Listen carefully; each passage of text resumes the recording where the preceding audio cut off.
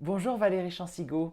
Vous avez Bonjour. signé un livre très intéressant qui s'appelle Les Français et la nature. Pourquoi si peu d'amour chez Actes Sud. Alors vous faites un petit peu de l'historique de notre culture et c'est vrai qu'on a un petit problème, on ne s'intéresse pas beaucoup à la nature et aux animaux. Et alors aujourd'hui, est-ce que ça a tellement changé?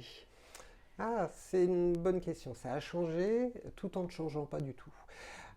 C'est vrai que par rapport à ce qu'on pouvait observer il y a 50 ans ou un siècle de cela, il y a un peu plus d'intérêt pour la nature. Mais si on compare par rapport à nos voisins germanophones ou nos voisins anglophones, Angleterre, États-Unis, là, il y a une vraie différence.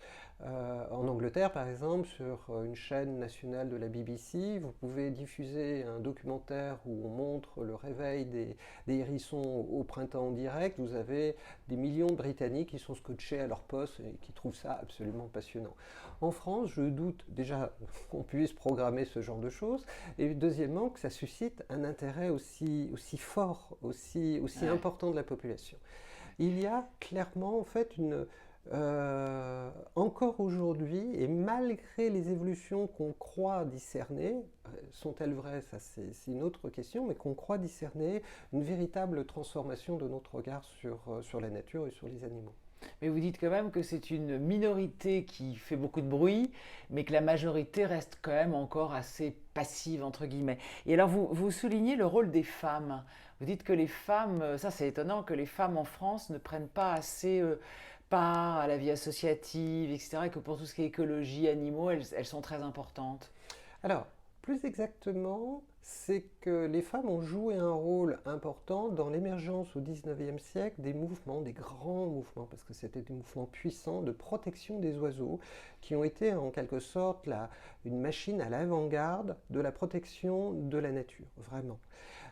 Et ces grandes structures qui regroupent des dizaines de milliers de personnes ou des centaines de milliers de personnes en Allemagne, en Angleterre ou aux États-Unis sont composées à 70% approximativement de femmes. C'est vraiment des mouvements très très très féminins.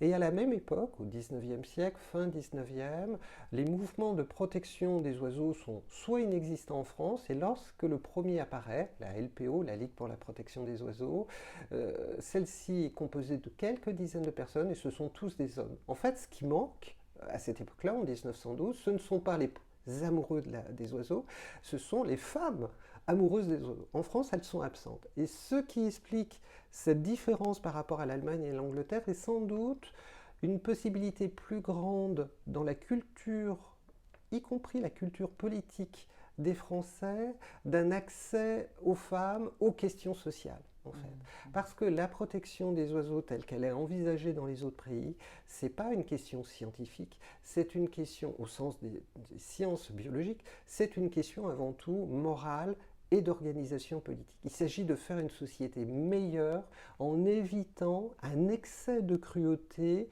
et d'égoïsme à l'égard des oiseaux. Et ça, les femmes sont naturellement porteuses de cette question politique.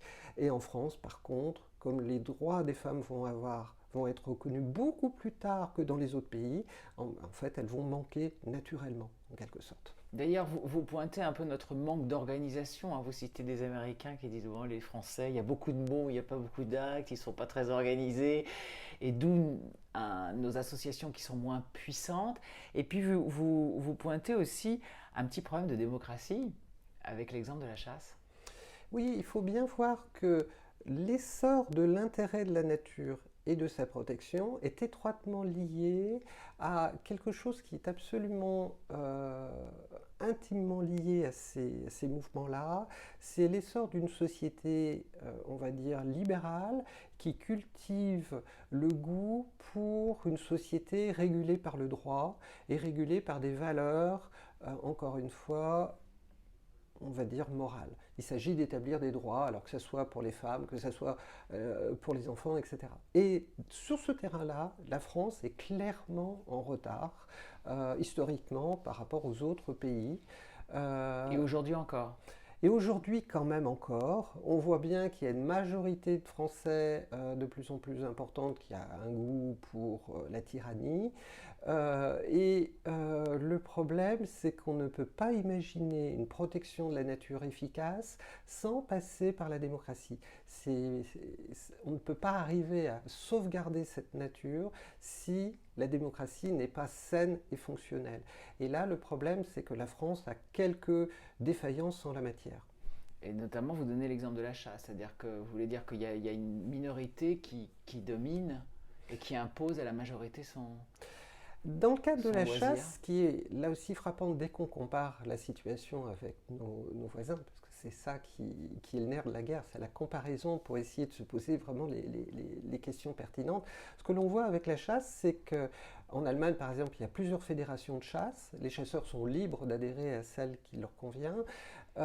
Tandis qu'en France, il n'y en a qu'une seule. On se retrouve dans un système de parti unique, comme dans certaines tyrannies sud-américaines. Et du coup, on peut se demander vraiment comment les décisions sont prises au sein de ce parti unique. Le problème, c'est pas tant que les chasseurs puissent s'exprimer, c'est pas ça qu'il faut rejeter, mais surtout qu'ils puissent s'exprimer, je dirais, dans une situation qui ne sont pas en quelque sorte en En monopole monopole, voilà. et Il n'y a pas de contre-pouvoir. voilà, et dans un rapport de force par rapport à l'ensemble de la société. Et ça, d'établir d'autres règles de fonctionnement serait la base de la démocratie. Bon, il reste du travail, quoi. Merci. Merci à vous.